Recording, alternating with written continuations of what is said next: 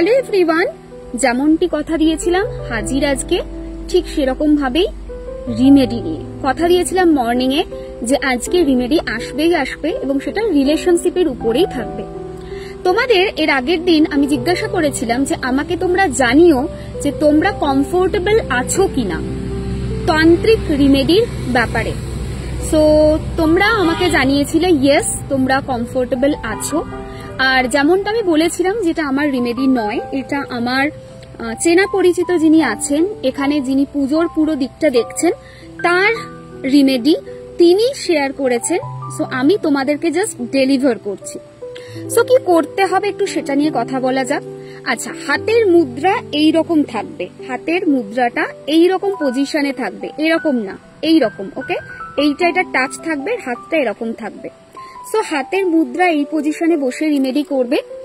রিমেডিটা আজ কাল পরশু যে কোনো দিন করতে পারো, বাট বেস্ট হয় সত্যি বলতে যদি কালকে করা যায়। কালকের দিনটা সব থেকে ভালো রয়েছে রিমেডিটা করার জন্য। নাও কি করতে হবে, হাতের মুদ্রা এরকম থাকবে। তুমি যে রিলেশনশিপটাকে ঠিক করতে চাইছো সেই পার্সনটার কথা প্রথমে ভাববে, মায়ের কাছে মনস্কামনা জানাবে যে মা আমি চাইছি সম্পর্কটা ঠিক হোক, তুমি আমাকে হেল্প করো বলে তুমি সামনে দুটো ক্যান্ডেল জ্বালবে। কি কালারের ক্যান্ডেল হবে? রেড কালারের ক্যান্ডেল হবে।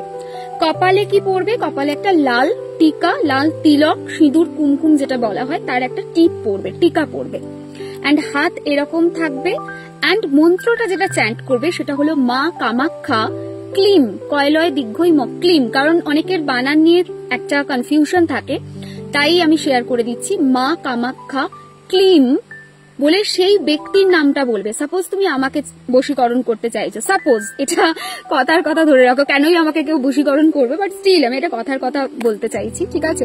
বশীকরণ এক্স্যাক্টলি বলা চলে না এই রিমেডিটাকে। এই রিমেডিটা রিলেশনশিপকে হিল করার রিমেডি। সো ইয়েস, একটা সার্টেন টাইমে এটাকে বশীকরণ মন্ত্র হিসেবে ইউজ করা হতো, বাট অ্যাজ অফ নাও এটা ইউজ হয় না। সো মা কামাখ্যা ক্লিম, আমার নাম প্রিয়াঙ্কা, বর্ষং, ব তালবস্বয় জফলা উনস্বর, বর্ষং কুরু স্বাহা, কুরু স্বাহা, এই মন্ত্রটা চ্যান্ট করতে হবে কতক্ষণ? 108 বার চ্যান্ট করতে হবে। হাতে গুনে চ্যান্ট করতে না পারলে 20 মিনিটস মতো অ্যাপ্রক্সিমেটলি চ্যান্টিং করবে। যখন চ্যান্ট করছো হাতের মুদ্রা কিন্তু ডেফিনেটলি এই পজিশনেই থাকবে। এবং চ্যান্টিং হয়ে গেল, চ্যান্টিং হয়ে যাওয়ার পরে যেটা করতে হবে সেটা একটু ডিফিকাল্ট। সেটা কি? সেটা হচ্ছে তোমরা চেষ্টা করবে ইফ ইট ইজ পসিবল, মানে একটুখানি খোঁজ খবর নেবে, ঠিক আছে? যদি সম্ভব হয় সেটা হচ্ছে বিল্ল মূল, বিল্ল পত্র যে হয় মানে বেল গাছের পাতা তার মূল। সো বিল্ল মূল যদি তোমরা বাড়িতে একটু আনতে পারো তারপরে সেটা খুব ভালো হয়। এবং শুধু আনলেই হবে না, লাল কাপড়ে বেঁধে সেটাকে তুমি তোমার বাড়ির নর্থ ইস্টের জায়গায় রেখে দেবে। দ্যাটস ইট, আর কিছু করতে হবে না। সো রিমেডিটা খুবই ছোট রিমেডি আছে। যদি মনে হয় বিল্লমূল তুমি আগে থেকে এনে রাখবে, সেটাও আগে থেকে এনে রাখতে পারো, অ্যান্ড লাল কাপড়ে বেঁধে রেখে দেবে। না কতদিন বাঁধা থাকবে? টোটাল 90 ডেজ বাঁধা থাকবে। তারপর বিল্লমূলটাকে ওখান থেকে তুলে নেবে, তুলে নিয়ে প্রবাহিত জলে ওটাকে ভাসিয়ে দেবে। এতটুকু কাজ করলেই তোমার রিলেশনশিপের যে রিমেডি সেটা কমপ্লিট হয়ে যাবে। অ্যান্ড পিরিয়ডে করা যাবে, কালা অশৌচে করা যাবে, শুধু সদ্য অশৌচে তোমরা করতে পারবে না। এই ছোট্ট একটা রিমেডি করে তোমরা কিন্তু খুব খুব ভালো রেজাল্ট পেতে পারো। তোমরা যখন ভিডিওটা পাবে তখন আমি চলে এসেছি কামাখ্যাতে, কামাখ্যা মায়ের কাছে।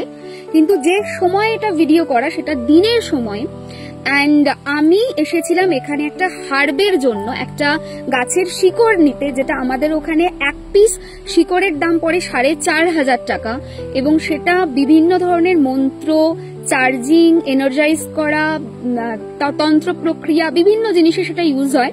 সো ওটা আমি চাইছিলাম অনেকদিন ধরে যাতে করে ক্রিস্টাল চার্জিং এ ওটাকে ইউজ করতে পারি। এটা আমার খুব শখ ছিল, কিন্তু এতটাই বেশি দাম ছিল সেটা সত্যি কথা বলতে অ্যাফোর্ড করা সম্ভব না। একটা ব্রেসলেটের জন্য 4,500 টাকার একটা মূল ইউজ করা সম্ভব না। সো সেই জন্য আমি যখন খোঁজ পাই এটা আছে একটা জায়গায়, তো সেখান থেকে মানে মায়ের মন্দির থেকে একটু দূরে, সেখানে আমি চলে আসি। চলে এসে আমি পুরো জিনিস টিনিস তুলে নিই এবং তুলে নিয়ে আমি এখানেই বসে এখন ভিডিও করছি। অসম্ভব সুন্দর জায়গা, দেখতেই পাচ্ছ পুরো বন হয়ে আছে, যেখানে তুলেছি সেখান থেকেই পাশে। সো ভাবলাম এখানে ভিডিওটা করে নি।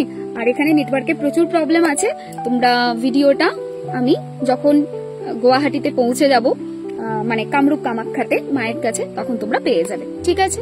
সো এই হলো ব্যাপার। আমি দিনের বেলায় চলে এসেছিলাম টুক করে, যে দিনের সময়টাকে একটু কাজে লাগানো যাক। তো দিনের সময় এসে মূলটা নিয়ে চলে যাচ্ছি। যদি কেউ মূলটা দেখতে ইন্টারেস্টেড থাকো তাহলে আমি দেখাতে পারি, তোমরা কমেন্টে জানিও মূলটা দেখতে ইন্টারেস্টেড আছো কিনা। ও হ্যাঁ, আর একটা কথা, এই যে তোমরা পুরো রিলেশনশিপের এই রিচুয়ালসটা করছো তান্ত্রিক পদ্ধতিতে, সেটার পারমিশন যিনি এটা বলেছেন তিনি দিয়েছেন। আমার তরফ থেকে এটা কিছু পারমিশনের ব্যাপার নেই, অ্যাজ আমি এগুলোর ব্যাপারে এত বেশি নলেজেবল নই। উনি সেটার পারমিশন দিয়েছেন। সো কমেন্টে অবশ্যই অ্যাকসেপ্টেড একটু লিখো, এটা হলো নাম্বার 1। নাম্বার 2, যে কোনো মন্দিরে 11 রুপিস ডোনেট করে দিও ওনার নাম স্মরণ করে, ঠিক আছে? যদি ভালো রেজাল্ট পাও, যদি দেখো, মানে আমি শিওর পাবেই, তো তোমরাও সেই পজিটিভ মাইন্ডসেট নিয়েই করো যে পাবে, 100% পাবে। সো সেটা মাথায় রেখেই তোমরা করো। আর অবশ্যই তোমরা মানে ভালো রেজাল্ট পাওয়ার পর সেটা শেয়ার করে দিও। আর এই যে রিমেডিটা আমি তোমাদেরকে দিচ্ছি, এই রিমেডির বেস্ট ডেট যেটা রয়েছে সেটা আগামীকাল। মানে কি আগামীকাল মানে কত তারিখ? তোমরা ভাববে যে কবে দিদি শুট করেছে, কবে ভিডিও দিচ্ছে। সো আগামীকাল মানে দেখো, আজ কাল পরশু 3 দিনই ভালো সময় রয়েছে, অ্যাবসলিউটলি 3 দিনেই করা যেতে পারে। But tomorrow is the best time. Now tomorrow মানে কত তারিখ? 24 তারিখ। সো যদি ভিডিওটা 24 তারিখের আগে তোমার টাইম লাইনে আসে, জানতে হবে তুমি 100% লাকি, মা তোমার উপর সত্যি কৃপা করছেন।